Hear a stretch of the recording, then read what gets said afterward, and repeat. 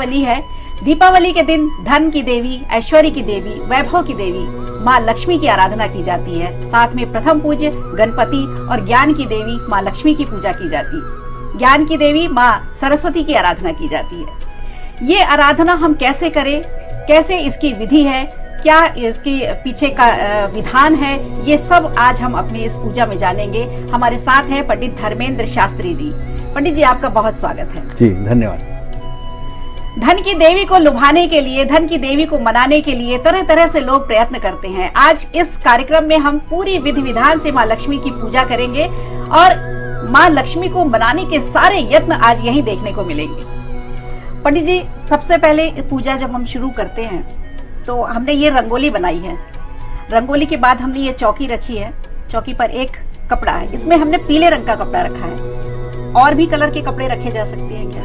जी, इसमें देखिए, रंगोली सबसे पहले बनाना चाहिए। जब भी हम किसी पूजा की शुरुआत करते हैं तो पृथ्वी के ऊपर चौक बनाना जरूरी होता है और चौक के ऊपर ही चौकी की स्थापना की जाती है। उसके पश्चात उस चौकी के ऊपर पीला कपड़ा माता महालक्ष्मी को विशेष प्रिय है, इसलिए बिछाया जाता है। लाल कपड़ा भी उसके ऊपर बिछाया जा सकता है, इसमें कोई दोष नहीं है। उसके ऊपर हम सब देवी देवताओं की स्थापना करते हैं। जी, तो लाल कपड़ा और पीला दोनों ही बिछाया जा सकता है। दोनों ही शुभ रंग होते हैं। हिंदू वैदिक रीति से जो भी पूजा की जाती है उनमें लाल और पीले रंग का काफी महत्व होता है। चौकी के ऊपर हम देख रहे हैं पूजा की तैयारी पूरी अच्छी तरह से की गई है। माँ लक्ष्मी और गणेश की स्थापना की गई है, कलश भी स्थापित किया गया है और इसके साथ ही हल्दी और सुपारी भी रखी गई है, अक्षत भी तैयार किए गए हैं। पंडित जी से हम जानेंगे कि इन सब चीजों के पीछे क्या विधान है, किस तरह से इनकी तैयारी की जाती है और इस तैयारी के लिए क्या क्या सामग्री चाहिए और इन तैयारियों को लेकर के इसके पीछे की कथा क्या है, इसके पीछे का विधान क्या है। पंडित जी, सबसे पहले तो आप ये बताइए कि हमने जो कलश स्थापित किया है, कलश के साथ हमने आम्र पत्र भी लगाए हुए हैं और नारियल में हमने कलावा लगाया हुआ है, तो कलश स्थापना का क्या महत्व है और इसका क्या अर्थ निकलता है? देखिए, जो हम पूजा करते हैं उसमें हम सबसे पहले वहां पर अक्षत अर्थात चावल के माध्यम से भगवान का स्थान बनाया जाता है। कपड़े के ऊपर चावल बिछाना जरूरी होता है, उसके ऊपर ही भगवान आकर के विराजित होते हैं। और जो कलश स्थापित किया जाता है वो जो प्रधान देवता होते हैं उनके दाहिनी ओर अर्थात सीधे हाथ की तरफ कलश स्थापित किया जाता है। और कलश जो होता है वो तांबे का लोटा हो सकता है, चांदी का लोटा हो सकता है या फिर सोने का या पीतल का भी हो सकता है। उसमें पंच पल्लव अर्थात जो आम्र के पत्ते होते हैं वो रखना अत्यंत शुभ माना जाता है। जो आम के पत्ते हैं उनके माध्यम से सकारात्मक ऊर्जा का प्रवेश पूजा के माध्यम से हमारे घर में आता है। उसके ऊपर श्रीफल रखा जाता है। श्री का अर्थ होता है लक्ष्मी और लक्ष्मी जी का प्रिय फल है श्रीफल। श्रीफल के ऊपर एक कलावा बांधा जाता है। बिना वस्त्र के कोई भी जो है शुभ नहीं होता है, इसलिए उसके ऊपर लाल रंग का कलावा भी बांधा जाता है। और जो सुपारी आप देख रहे हैं, सुपारियों के माध्यम से हम सभी देवी देवताओं का उनके अंदर आवाहन करते हैं। सुपारी को पुंगी फल भी कहा जाता है और सुपारी के माध्यम से हम देवी देवताओं का आवाहन उनके अंदर करते हैं। पंडित जी, हम देख रहे हैं यहाँ पर आपने गिनती की सुपारी रखी हुई है।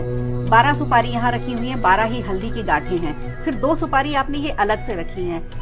ये यहाँ पर इस तरह से अलग अलग क्यों रखी और इसका क्या अर्थ है? देखिए, ये जो सामने जो देख रहे हैं वो गौरी गणेश होते हैं और जब भी हम कोई पूजा करते हैं तो उसमें सर्वप्रथम गौरी गणेश की पूजा की जाती है। और गौरी गणेश के अलावा नवग्रहों का स्थान दिया जाता है।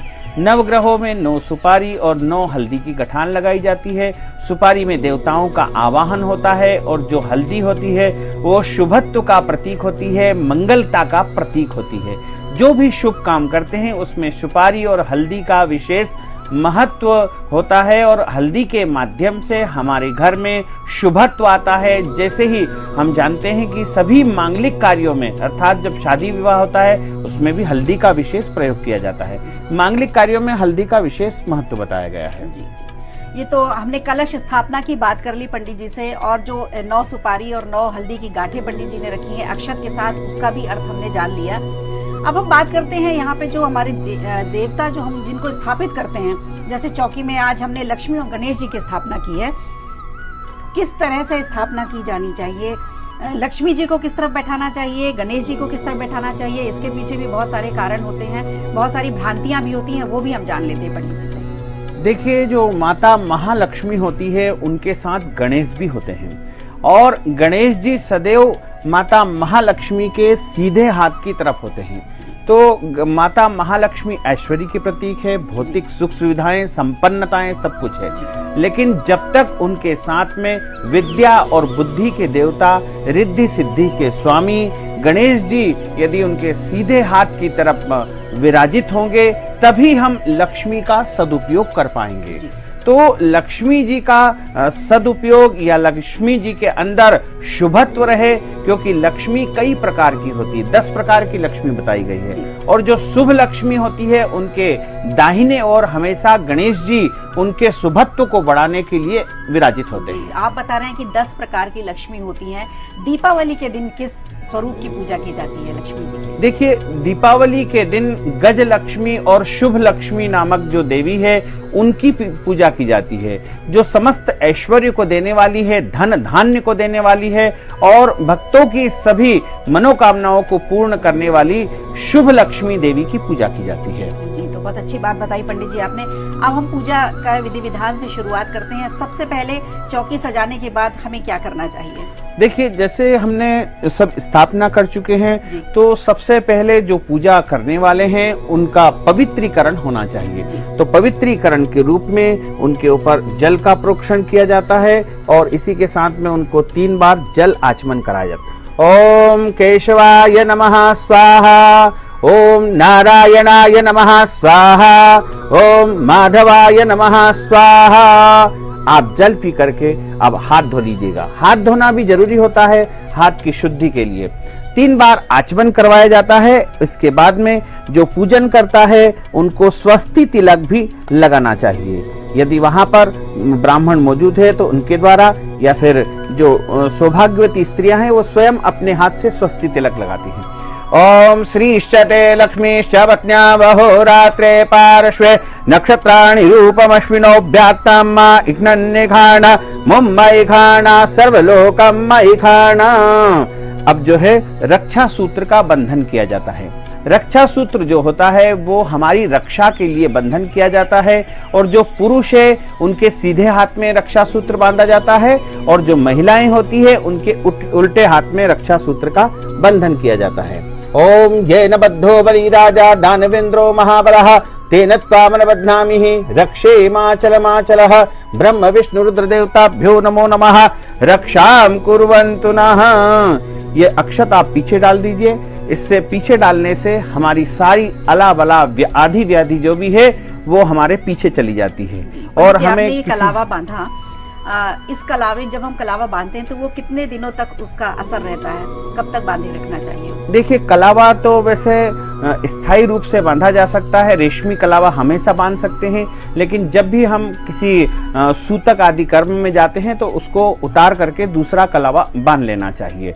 वैसे पूजा के समय जो कलावा बांधा जाता है वो केवल पूजा के निमित्त ही होता है, और ये जो कलावा होता है ये हमारी रक्षा करता है। इसको रक्षा सूत्र भी कहा जाता है। इसके बाद हम सबसे पहले दीपक प्रज्वलित करेंगे। कोई भी पूजा प्रारंभ करने से पहले दीपक का प्रज्वलन किया जाता है, और दीपक प्रज्वलित इसलिए किया जाता है कि जो अंधकार है उसको दूर करने के लिए और प्रकाश अर्थात ज्ञान की प्राप्ति के लिए, अंधकार को समाप्त करके हम ज्ञान की तरफ बढ़ेंगे, और सारा अज्ञान जो है दीपक हमारा दूर करता है और प्रकाश को प्रकाशित करता है। इसलिए हम सबसे पहले दीपक का प्रज्वलित करते हैं। इसके बाद धूप बत्ती भी प्रज्वलित करना चाहिए।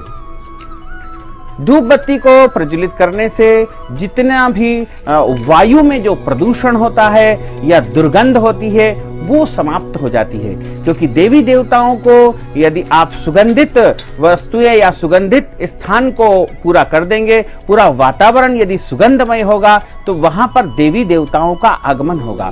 जहां पर दुर्गंध होगी, गंदगी होगी, इसीलिए कहा गया है कि जहां पर स्वच्छता है, पवित्रता है, सुगंध है, वहां पर ईश्वर का वास है। और जहां पर दुर्गंध है, गंदगी है, वहां ईश्वर नहीं आते हैं। इसलिए धूप बत्ती का भी प्रचलन करना तो चाहिए। हमने अभी दीप भी जला लिया और धूप बत्ती भी जला ली है। अब पंडित जी इसके आगे अब क्या विधि रहेगी? सबसे पहले सर्वप्रथम हमको पूजा करनी है। तो हमारे यहाँ जो हमने एक जल पात्र रखा हुआ है, कर्म पात्र, क्योंकि कर्म पात्र का आवाहन किया जाता है, इसमें सारे तीर्थों का आवाहन किया जाता है, इनके माध्यम से हम सारी पूजाएं संपन्न करेंगे। तो तीर्थ देवता का आवाहन करना आवश्यक होता है। अक्षत पुष्प लेकर के समस्त तीर्थों, गंगा आदि नदियों का इसमें हम आवाहन करेंगे। गंगे च यमुने चैव गोदावरी सरस्वती नर्मदे सिंधु कावेरी जलेस्मिन् सन्निधिं कुरु ब्रह्मांडोतक तीर्थानि करे स्पृष्टानि तेरवे तेन सत्येन मे देवः तीर्थं देहि दिवाकरः तीर्थराजाय नमो नमः आवाहयामि प्रतिष्ठापयामि सर्वोपचारार्थे एक तंत्रेण गंधाक्षत पुष्पाणिं समर्पयामि नमो नमः। प्रार्थना पूर्वक महानमस्कारान् समर्पयामि नमो नमः। कर्म पात्र में हमने सभी तीर्थों का आवाहन किया। चूंकि ये तीर्थ का स्वरूप हो चुका है, इसलिए सभी और जल थोड़ा थोड़ा प्रोक्षण कर दीजिए। कोई भी यदि अपवित्रता यदि शेष रह गई है इनके अंदर, तो सारी पूजन सामग्री हमारी शुद्ध हो जाए, पवित्र हो जाए।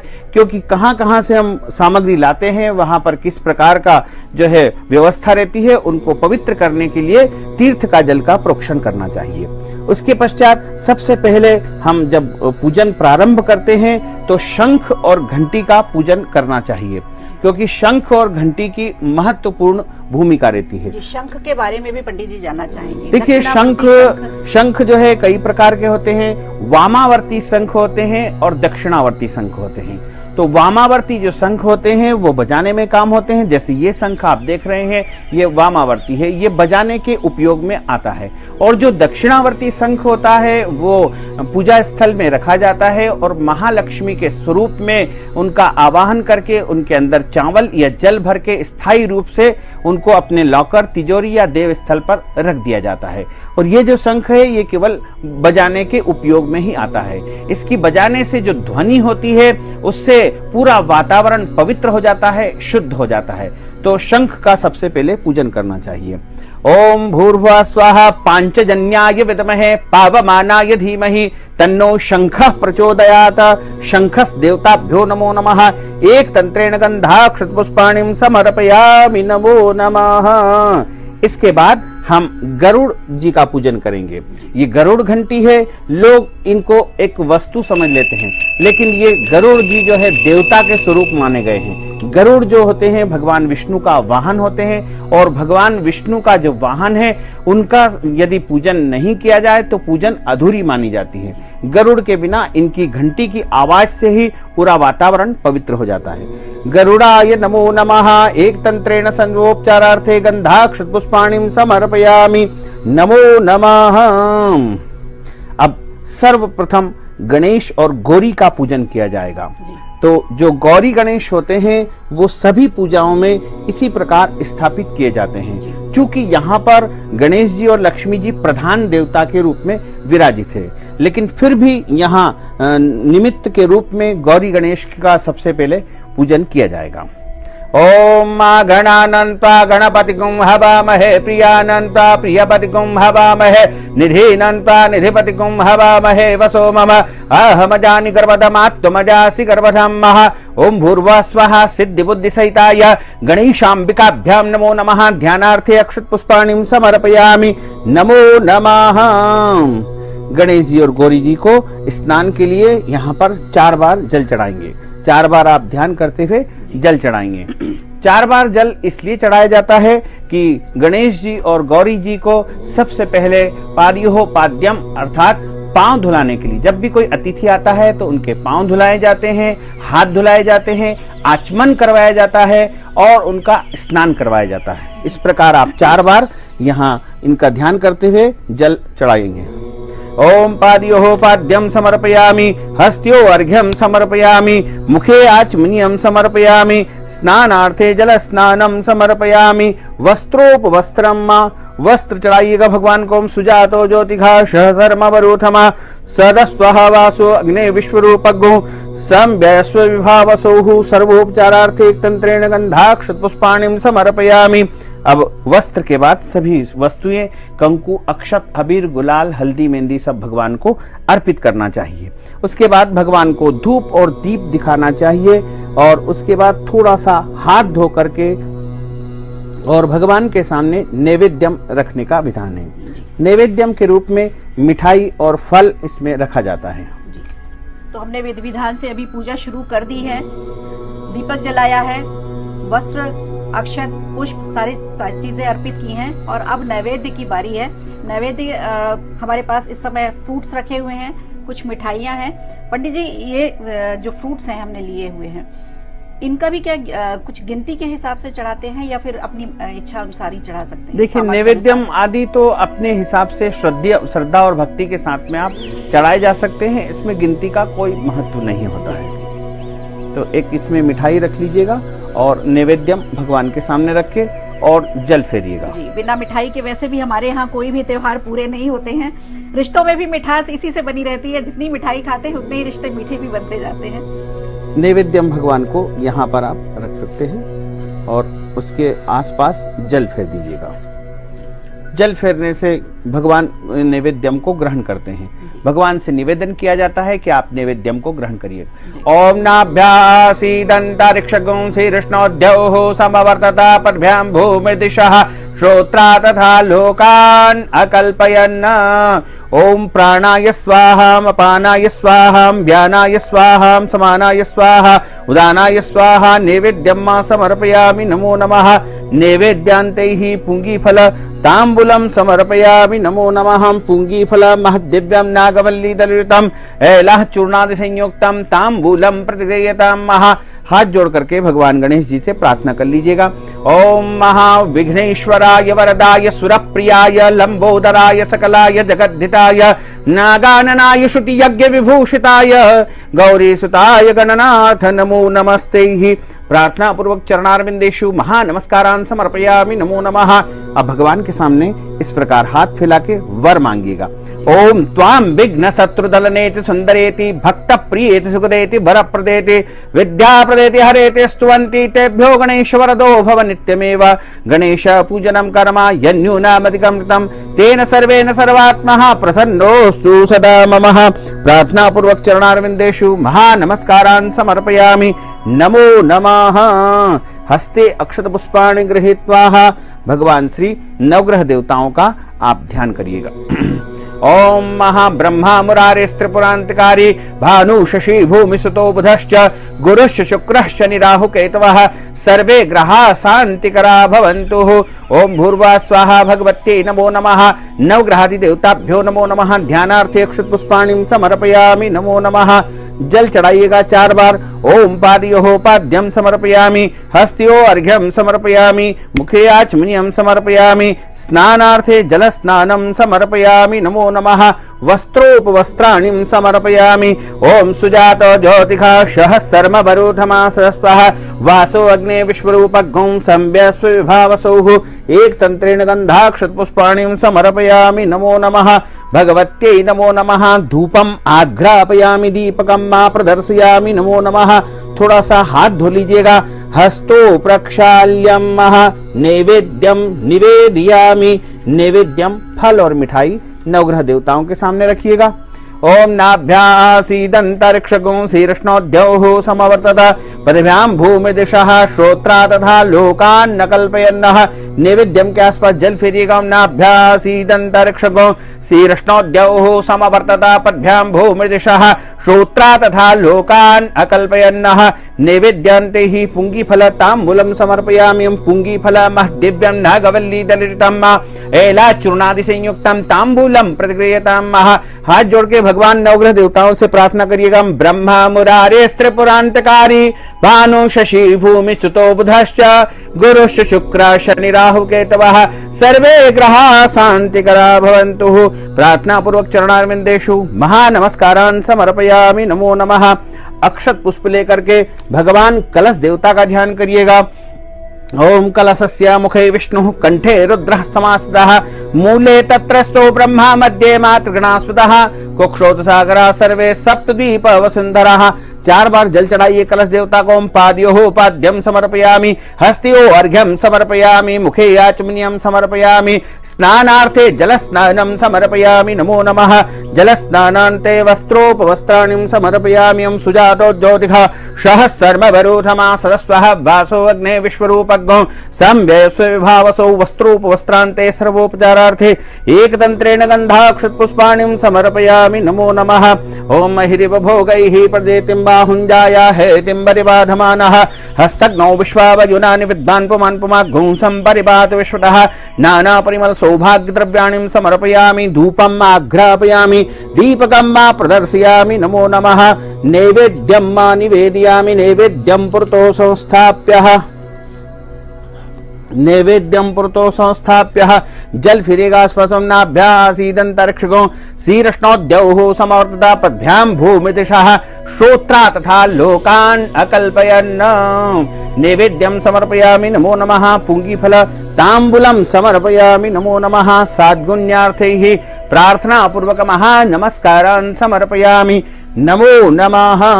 हाथ जोड़ के कलश देवता से प्रार्थना करिएगा। तत्वा जाम्ब ब्रह्मणा बंधमानस्य जजमानो हविर्भिः अहेडमानो वरुणे हबोध्य ऋषगो समान आयुः प्रमुखी अपाम पते वरुणाद्यावाहि देवताभ्यो नमो नमः। प्रार्थना पूर्वक महानमस्कारान् समर्पयामि नमो नमः।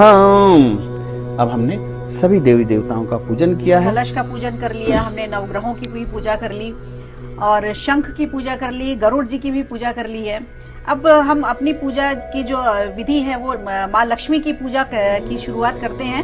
किस तरह से इनकी शुरुआत की जाएगी? लक्ष्मी की पूजा शुरू करें उसके पहले इतनी सारी पूजाएं होती हैं, वो सब हमें करना चाहिए।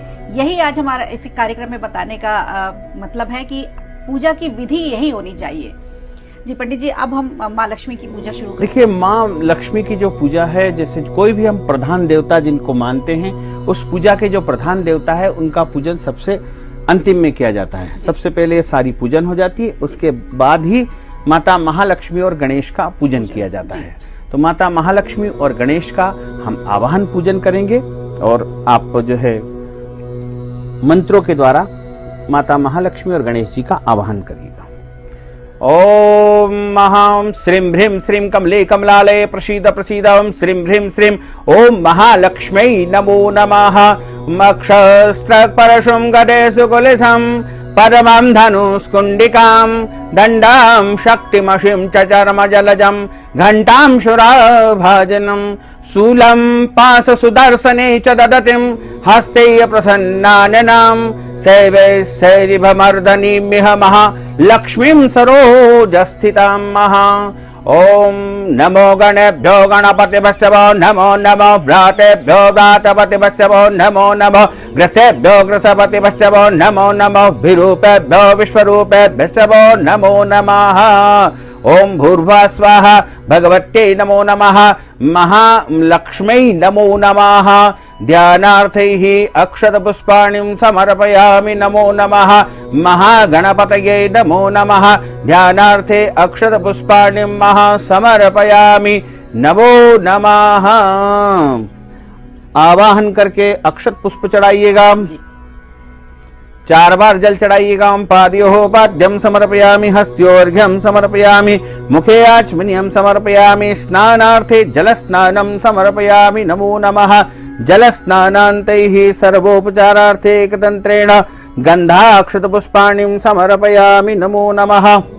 धूपम् आघ्रापयामि, दीपकं मा प्रदर्शयामि नमो नमः। नैवेद्यं निवेदयामि। माता महालक्ष्मी को मिठाई, फल और बतासे, कील आदि जो भी है वस्तुएं हैं वो सब नैवेद्यम में। कील और बताशे इसी पूजा में लगते हैं, दीपावली की पूजा में। इसका क्या महत्व है? ये धान की जो लाई होती है जी, यही चढ़ाई जाती है माँ लक्ष्मी को। जो बतासे होते हैं वो मिष्ठान्न का प्रतीक होते हैं, मिठाई का प्रतीक होते हैं। जो लाई होती है वो धान्य का प्रतीक होती है। धान्य माता जी को चढ़ाने से हमारे घर में धन धान्य आता है और धन की कभी भी कमी नहीं रहती है और धान्य से हमारे घर का भंडार इससे भरा रहता है। इसलिए माता महालक्ष्मी को चढ़ाया जाता है। पंडित जी, हमारे पास कमल पुष्प भी है जी। माँ लक्ष्मी को कमल बहुत प्रिय है, पद्मासना भी कहा जाता है माँ लक्ष्मी को, और ये गुलाबी कमल उन्हें बेहद पसंद है जी। इसके पीछे क्या राज है? देखिए, माता महालक्ष्मी का आसन है कमलासन, इसलिए माता महालक्ष्मी को कमलासना बोला गया है। तो कमल उनको विशेष रूप से प्रिय होता है, कमल उनको चढ़ाएंगे और बाकी पुष्पमाला भी उनको अर्पित करिएगा। ओम ओखदीहि प्रतिमोदध्वं पुष्पवतीहि प्रसूवरीहि अस्वायव सजितरिर्विरुदः पारिष्णवः माल्यादिनी सुगंधीनि मालित्यादीनि वै प्रभो मया नितानि पुष्पाणि पूजार्थं प्रतिगृहीतां मां महिरिव भोगैः प्रजेतिं बाहुञ्जाया हेतिं परिबाधमानः हस्तघ्नौ विश्वावयुनानि विद्वान् पुमन् पुमाग्घुं सम्परिपात विश्वतः नाना परिमल सौभाग्य द्रव्याणि पुष्पाणि समर्पयामि। नमो नमः भगवत्यै नमो नमः महालक्ष्म्यै नमो नमः। अब संक्षिप्त में कर्पूर आरती करेंगे।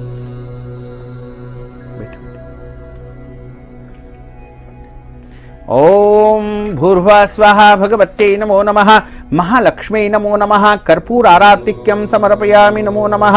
ओम कर्पूरगौरं करुणावतारं संसारसारं भुजगेन्द्रहारं सदा वसन्तं हृदयारविन्दे भवं भवानी सहितं नमामि। मन्दारमालाङ्कुलितालकाय कपालमालाङ्कृतशेखराय दिव्याम्बराय च दिगम्बराय नमः शिवाय च नमः शिवाय आरार्तिक्यं समर्पयामि। नमो नमः। जलेन शीतलीकरणं आरार्तिक्यं समर्पयामि। नमो नमः भगवत्यै नमो नमः आरार्तिक्यं समर्पयामि। नमो नमः। देवाय दद्यातः स्वयं गृहीत्वा अक्षत चढ़ा दीजिएगा। माता जी को नाना सुगंध पुष्पाणि यथा कालोद्भवानि च पुष्पांजलिं मया दत्तं ग्रहण परमेश्वरः। अब सब पूजन पूर्ण होने के बाद माता जी से क्षमा प्रार्थना भी आवश्यक होता है। यदि हमारे द्वारा जाने अनजाने में कोई गलती हो गई हो, कोई सामग्री की कमी रह गई हो और किसी प्रकार से हमारे द्वारा त्रुटि हो गई हो, तो उसके क्षमा प्रार्थना के लिए माता जी से क्षमा प्रार्थना की जाती है। ओम मंत्रहीनम क्रियाहीनम भक्तिहीनम सुरेश्वर यत् पूजितम मया देवी परिपूर्णम तदस्तु मे आवाहनम न जानामि तवार्चनम पूजांचैव न जानामि क्षम्य राम परमेश्वरः क्षम्य राम परमेश्वरः। तो हमारे यहाँ ये भी विधान है कि पूजन विधि में अगर हमसे कहीं त्रुटि हो जाती है अनजाने में, तो हम उसकी माफी भी मांग सकते हैं। और उसके लिए पंडित जी ने बहुत अच्छा मंत्र भी दिया है। पंडित जी, अगर किसी को मंत्र नहीं आता है तो फिर वो क्या करे? देखिए, मंत्र के अभाव में मंत्र का जो अर्थ है वो भी बोल सकते हैं या हिंदी में भी बोल सकते हैं, जिससे हम किसी के द्वारा हमारे द्वारा कोई अपराध हो गया हो तो हम जैसे उनको बोलते हैं कि सॉरी, हमारे द्वारा कोई गलती हो गई। इसी प्रकार भगवान के सामने भी हम क्षम्यताम या हमें क्षमा कर दीजिए, या हमारे द्वारा जो भी अपराध या त्रुटि हो गई है, जो कमी रह गई है, उसे आप जो है क्षमा कर दीजिए। आप हिंदी में भी उसको उच्चारित कर सकते हैं। जी, तो ये तो हमारी माँ लक्ष्मी की पूजा थी। प्रथम पूज्य गणपति भी हमने साथ में उनकी भी पूजा की।